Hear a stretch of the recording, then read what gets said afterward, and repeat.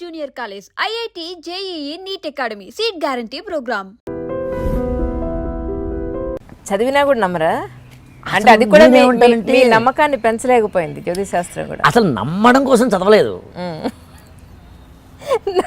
నమ్మకం కోసం చదవలేదు కరెక్టే, కానీ చదివిన తర్వాత నమ్మకం రాలేదా అంటున్నాను. ఎందుకు వస్తుంది? నేను నమ్మడం కోసం చదవలేదు, చదివిన తర్వాత నమ్మకం కోసం కాదు, నేను జ్ఞాన వికాసనం కోసం. నేను ఏం చదివాను? నేను పామిస్ట్ చదివానండి, జ్ఞాన వికాసనం కోసం. ఇప్పుడు పామిస్టులు ఏం తెలుసుకోవాలి కదా నేను. ద పాయింట్ ఏంటంటే, మీరు ఇంకొక వ్యక్తిని ఇక్కడ కూర్చోబెట్టారు, ఆయన పామిస్ట్రీ వచ్చు, నిష్ణాతుడు. ఓకే, బట్ పామిస్ట్రీని మిస్యూజ్ చేస్తున్నారు, ఇది కేసు. రైట్. ఇప్పుడు నేను అతనితో మాట్లాడాలంటే నాకు పామిస్ట్రీ వచ్చుంటే మాట్లాడాలా లేకపోతే మాట్లాడాలి? చెప్పండి మీరు. డెఫినెట్గా అట్లీస్ట్ కొంత తెలిసి ఉండాలి. అసలు ఏమీ తెలియకుండా అంతే మాట్లాడే కదా, అంతే కదా, అట్లీస్ట్ అయినా తెలిసి ఉండాలి. అంతేనా? ఒప్పుకుంటారా మీరు? డెఫినెట్గా. అందుకు చదివాను నేను, దానికి చదివారా మీరు? అందుకు చదివాను నేను. పామిస్ట్ చదివిన, ఫేస్ రీడింగ్ అయినా, ఆస్ట్రాలజీ అయినా. అంటే ఆస్ట్రాలజీ అనేది ఏంటంటే మా ఇంట్లో ఒక పెంపకంలో చిన్నప్పటి నుంచి ఉండి ఉంటాయి కాబట్టి నాకు తెలియకుండా ఏం మాట్లాడతానండి. ఇప్పుడు బయాలజీ నాకు తెలియకుండా నేను ఏం మాట్లాడతాను? బయాలజీ గురించి, డాక్టర్స్ గురించి. అందులో చదవడం ఈ మధ్య ఈజీ అయిందండి, ఇదివరకు చాలా కష్టం అండి. మెడికల్ షాప్కి వెళ్ళారు, డాక్టర్ గారు మెడిసిన్స్ ఇచ్చారు మీరండి, ఈ మెడిసిన్స్ ఏంటో తెలియకపోవడం ఒకప్పుడు అండి. అడగండి డాక్టర్ గారిని, సార్ ఈ మెడిసిన్స్ ఏంటి సార్ అంటే వేసుకోముందు అంటారు. ఇవాళ గూగుల్లోకి సెర్చ్ చేయండి, మీరు సిఫ్రాన్ కొట్టినా, ఓర్ఫాన్ కొట్టినా, ఆర్ఫాన్ కొట్టినా, గీర్ఫాన్ కొట్టినా వచ్చేస్తుంది కదా, డీటెయిల్స్ మొత్తం వచ్చేస్తాయి. నాకు తెలుసండి, ఉదయం నుంచి రాత్రి వరకు ఆనందంలో మనల్ని మునకేసేది ఏదైనా ఉందంటే గూగుల్ అండి. ఏమండి బాబు, ఎందుకు అలాగే అలా ఫిక్స్ అయిపోయారు? ఎందుకు? బయాలజీ అని కొడితే ఇన్ఫర్మేషన్ ఉంది, ఓహో, అక్కడి నుంచి ఇంకో చోటకి, అక్కడి నుంచి జాగ్రఫీకి, అక్కడి నుంచి ఫిజిక్స్కి, అక్కడి నుంచి కెమిస్ట్రీకి. ఎంత ఇన్ఫర్మేషన్ అండి. నాలెడ్జ్ ఈజ్ ఏదో అతడు సినిమాలో డైలాగ్ ఉంటుంది, వైన్ కాదు అలాగా, ఇది డివైన్. Really so happy. సరే, మీ ఉద్దేశ ప్రకారం ప్రతి మనిషి కూడా ఎప్పుడు మనశ్శాంతిగా ఉండాలంటే ఏం చేయాలంటారు? కంపేర్ చేసుకోకూడదండి, ఇతరులతో కంపేర్ చేసుకోకూడదు. కంపేర్ చేసుకోకపోతే మనశ్శాంతిగా ఉంటారా? ఉండొచ్చు.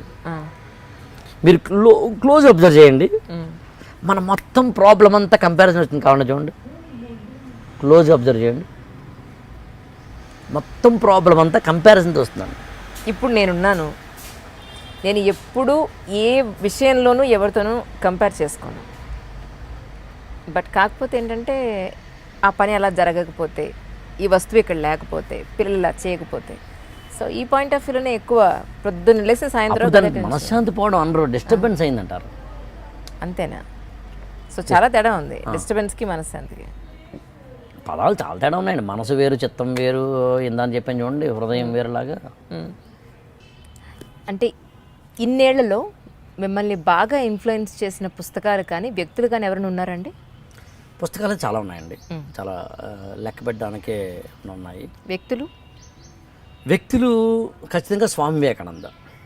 స్వామి వివేకానందని చదవకపోతే నేను లేను అసలు. అందులో నా అదృష్టం డిగ్రీ స్థాయిలో చదవడం. అదృష్టం అంటే నా ఉద్దేశం జనరల్గా వాడిన పదం. డిగ్రీ స్థాయిలో చదవడం నేను. అసలు నాకు స్వామి వివేకానందని ఎందుకు చదవాలో చెప్తాను మీకు.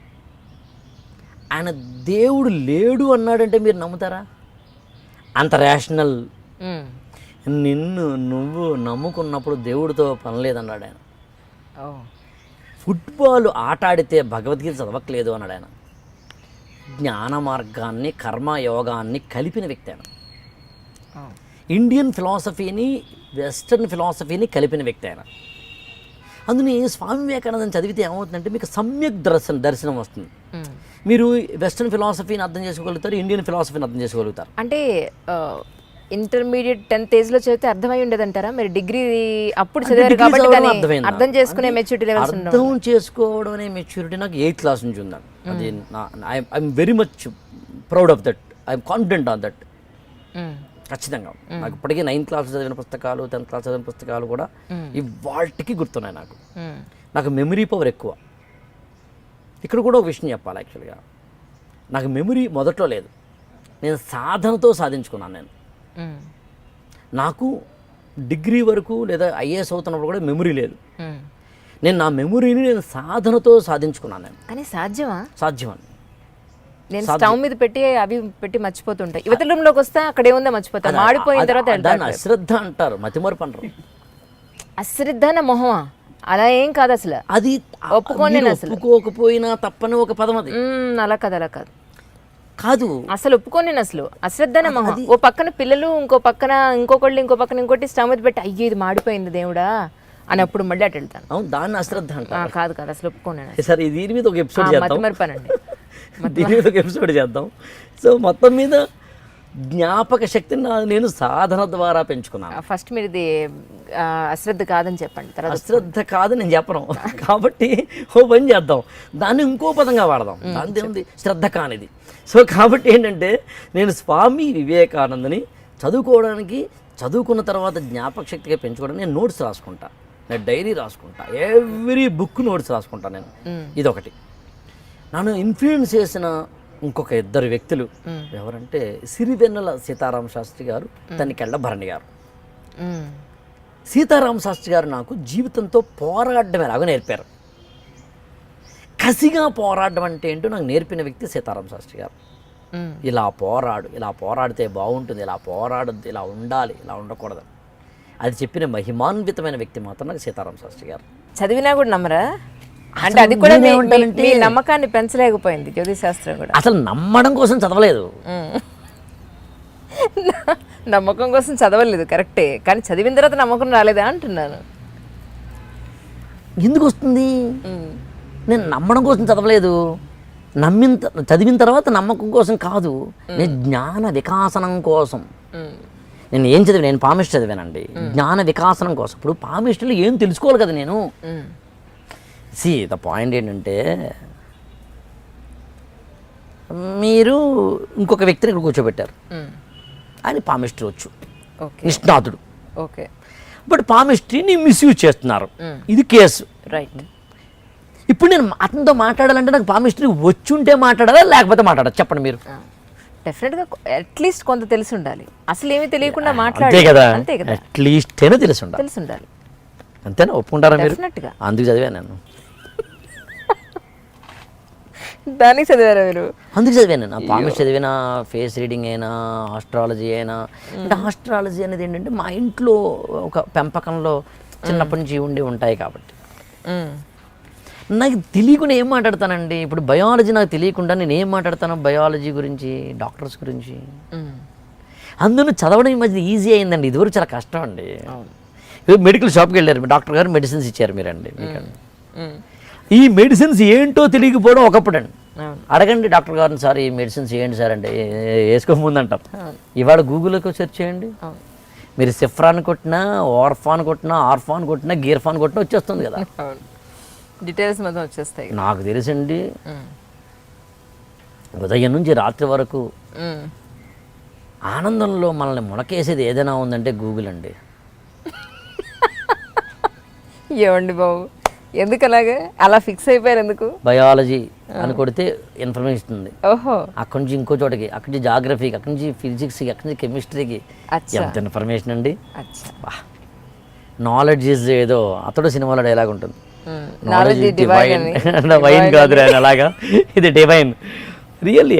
So happy. సరే, మీ ఉద్దేశ ప్రకారం ప్రతి మనిషి కూడా ఎప్పుడు మనశ్శాంతిగా ఉండాలంటే ఏం చేయాలంటారు? కంపేర్ చేసుకోకూడదండి, ఇతరులతో కంపేర్ చేసుకోకూడదు. కంపేర్ చేసుకోకపోతే మనశ్శాంతిగా ఉంటారా? ఉండొచ్చు. మీరు క్లోజ్ అబ్జర్వ్ చేయండి, మన మొత్తం ప్రాబ్లం అంతా కంపారిజన్ వచ్చింది. కావాలంటే చూడండి, క్లోజ్ అబ్జర్వ్ చేయండి, మొత్తం ప్రాబ్లం అంతా కంపారిజన్తో వస్తుందండి. ఇప్పుడు నేను ఎప్పుడూ ఏ విషయంలోనూ ఎవరితోనూ కంపేర్ చేసుకోను. బట్ కాకపోతే ఏంటంటే ఆ పని అలా జరగకపోతే, ఈ వస్తువు ఇక్కడ లేకపోతే, పిల్లలు ఇలా చేయకపోతే, సో ఈ పాయింట్ ఆఫ్ వ్యూలోనే ఎక్కువ పొద్దున్న లేసి సాయంత్రం మనశ్శాంతి పోవడం అనరు, డిస్టర్బెన్స్ అయిందంటారు. అంతేనా? సో చాలా తేడా ఉంది డిస్టర్బెన్స్కి మనశ్శాంతికి. పదాలు చాలా తేడా ఉన్నాయండి. మనసు వేరు, చిత్తం వేరు, ఇందని చెప్పాను చూడండి, హృదయం వేరులాగా. అంటే ఇన్నేళ్లలో మిమ్మల్ని బాగా ఇన్ఫ్లుయెన్స్ చేసిన పుస్తకాలు కానీ వ్యక్తులు కానీ ఎవరైనా ఉన్నారండి? పుస్తకాలు చాలా ఉన్నాయండి, చాలా లెక్క పెట్టడానికే ఉన్నాయి. వ్యక్తులు ఖచ్చితంగా స్వామి వివేకానంద. స్వామి వివేకానందని చదవకపోతే నేను లేను అసలు. అందులో నా అదృష్టం డిగ్రీ స్థాయిలో చదవడం. అదృష్టం అంటే నా ఉద్దేశం జనరల్గా వాడిన పదం. డిగ్రీ స్థాయిలో చదవడం నేను. అసలు నాకు స్వామి వివేకానందని ఎందుకు చదవాలో చెప్తాను మీకు. ఆయన దేవుడు లేడు అన్నాడంటే మీరు నమ్ముతారా? అంత రేషనల్. నిన్ను నువ్వు నమ్ముకున్నప్పుడు దేవుడితో పని లేదన్నాడు ఆయన. ఫుట్బాల్ ఆట ఆడితే భగవద్గీత చదవట్లేదు అన్నాడు ఆయన. జ్ఞాన మార్గాన్ని, కర్మ యోగాన్ని కలిపిన వ్యక్తి ఆయన. ఇండియన్ ఫిలాసఫీని, వెస్టర్న్ ఫిలాసఫీని కలిపిన వ్యక్తి ఆయన. అందుని స్వామి వివేకానందని చదివితే ఏమవుతుందంటే మీకు సమ్యక్ దర్శనం వస్తుంది. మీరు వెస్టర్న్ ఫిలాసఫీని అర్థం చేసుకోగలుగుతారు, ఇండియన్ ఫిలాసఫీని అర్థం చేసుకోగలుగుతారు. అంటే ఇంటర్మీడియట్ 10th ఏజ్లో చదివితే అర్థమై ఉండేదంటారా? మీరు డిగ్రీ అప్పుడు చదివారు కాబట్టి అర్థం చేసుకునే మెచ్యూరిటీ లెవెల్స్ ఉన్నాయి. అర్థం చేసుకోవడం అనే మెచ్యూరిటీ నాకు 8th క్లాస్ నుంచి ఉందండి. అది I'm very much proud of that. I'm confident on that. ఖచ్చితంగా నాకు ఇప్పటికీ 9th క్లాస్ చదివిన పుస్తకాలు, 10th క్లాస్ చదివిన పుస్తకాలు కూడా ఇవాళకి గుర్తున్నాయి నాకు. నాకు మెమరీ పవర్ ఎక్కువ. ఇక్కడ కూడా ఒక విషయం చెప్పాలి. యాక్చువల్గా నాకు మెమరీ మొదట్లో లేదు, నేను సాధనతో సాధించుకున్నాను. నాకు డిగ్రీ వరకు లేదా ఐఏఎస్ అవుతున్నప్పుడు కూడా మెమరీ లేదు. నేను నా మెమరీని నేను సాధనతో సాధించుకున్నాను. నేను కానీ సాధ్యమని నేను స్టవ్ మీద పెట్టి మర్చిపోతుంటాయి. యువత రూమ్లోకి వస్తే అక్కడ ఏముందో మర్చిపోతాను. మాడిపోయిన తర్వాత దాన్ని అశ్రద్ధ అంటారు, మతిమరుపు అంటారు. అశ్రద్ధ నా మొహమా? అలా ఏం కాదు అసలు. అది ఒప్పుకోకపోయినా తప్పని ఒక పదం. అది అలా కాదు అసలు ఒప్పుకోని అసలు అశ్రద్ధన మొహం. ఓ పక్కన పిల్లలు, ఇంకో పక్కన ఇంకోటి స్టవ్ మీద పెట్టి అయ్యో ఇది మాడిపోయింది దేవుడా అని అప్పుడు మళ్ళీ అటు వెళ్తాను. అవును, దాన్ని అశ్రద్ధ అంటారు. కాదు అసలు ఒప్పుకోను. సరే, దీని మీద ఒక ఎపిసోడ్ చేద్దాం. మర్చిపోయానండి. దీని మీద ఒక ఎపిసోడ్ చేద్దాం. సో మొత్తం మీద జ్ఞాపక శక్తిని నేను సాధన ద్వారా పెంచుకున్నాను. ఫస్ట్ మీరు ఇది అశ్రద్ధ కాదని చెప్పండి. అశ్రద్ధ కాదని నేను చెప్పను కాబట్టి ఓ పని చేద్దాం, దాన్ని ఇంకో పదంగా వాడదాం. దాని ఏముంది, శ్రద్ధ కానిది. సో కాబట్టి ఏంటంటే నేను స్వామి వివేకానందని చదువుకున్న తర్వాత జ్ఞాపక శక్తిగా పెంచుకోవడానికి నేను నోట్స్ రాసుకుంటా, నేను డైరీ రాసుకుంటా, ఎవ్రీ బుక్ నోట్స్ రాసుకుంటా నేను. ఇదొకటి. నన్ను ఇన్ఫ్లుయెన్స్ చేసిన ఇంకొక 2 వ్యక్తులు ఎవరంటే సిరివెన్నెల సీతారామ శాస్త్రి గారు, తనికెళ్ళ భరణి గారు. సీతారామ శాస్త్రి గారు నాకు జీవితంతో పోరాడడం ఎలాగో నేర్పారు. కసిగా పోరాడడం అంటే ఏంటో నాకు నేర్పిన వ్యక్తి సీతారామ శాస్త్రి గారు. ఇలా పోరాడితే బాగుంటుంది, ఇలా పోరాడద్దు, ఇలా ఉండాలి, ఇలా ఉండకూడదు అది చెప్పిన మహిమాన్వితమైన వ్యక్తి మాత్రం నాకు సీతారామ శాస్త్రి గారు.